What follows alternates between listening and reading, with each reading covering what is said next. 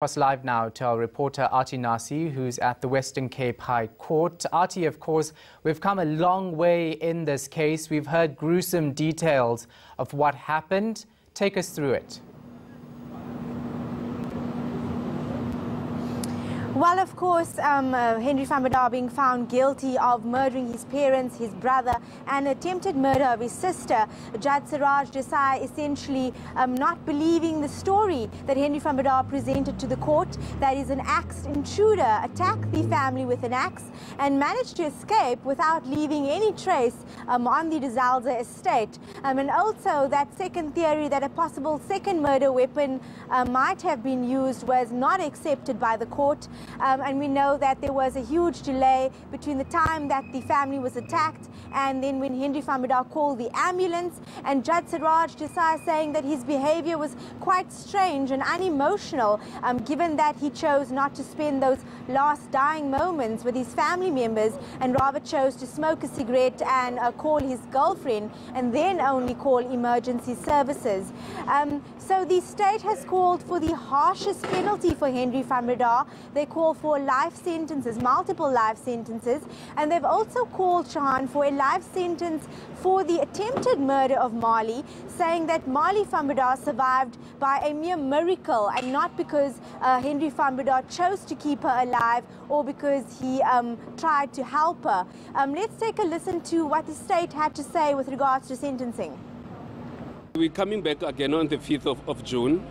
As you heard, for each of the counts, especially the 3 murders, it's life sentence per each. So, because these are premeditated murders, he was charged with premeditated murders. So we are not expecting anything less than a life imprisonment for each of the murders. Now, Aarti, of course, you've been following the story from the very start.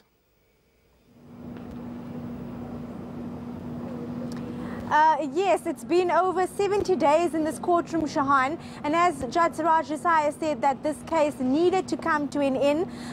We have heard lengthy testimony from a number of witnesses, but today it all comes down to certain factors that Judge Siraj Desai will have to consider when sentencing Henri van Breda, and those being how gruesome this crime was.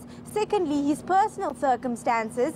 His lawyer did argue in court that his client is young and that Henri van Breda has no previous criminal convictions, but whether that will help in alleviating the sentence, we'll have to see. And the third thing then that Judge Siraj Desai will also look at is it in the interest of society to have him incarcerated for a long period of time?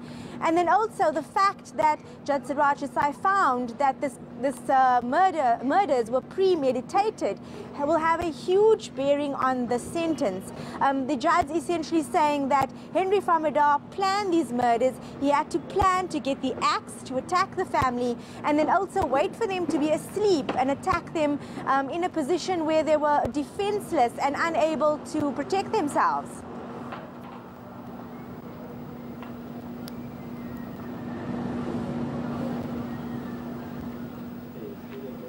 All right, Aarti, thanks so much for that. And before you go, we're going to end this segment off with you taking a look back at what arguments were made in this case.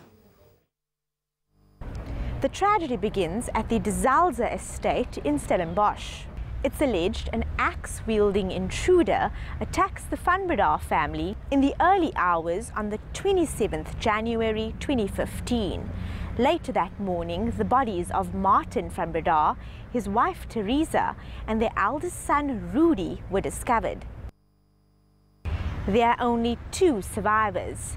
Marley van Breda can't remember the attack as she suffers from retrograde amnesia as a result of the ordeal. But her brother Henri was questioned as a witness. Now he faces charges of murder, attempted murder, and defeating the ends of justice. The state, whose case is based on circumstantial evidence, says his actions were premeditated. It claims the evidence simply doesn't corroborate van Breda's version.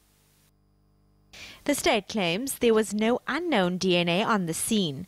Security personnel say there were no signs of forced entry.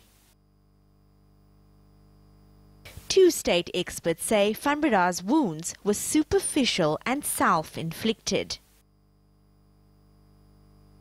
A blood spatter expert says 67 blood spatter stains belonging to the father, mother and brother were found on Van Breda's grey shorts, indicating he was in close proximity to the victims when they were killed. It's the state's case that parts of the crime scene were staged. An expert testifies that Van Breda's version that he threw the axe at his attacker is not consistent with the evidence. Instead, he says, the movement of the axe was controlled and deliberate. He also alludes to the body of Rudy Van Breda being moved. Aarti Narsee, the Western Cape High Court.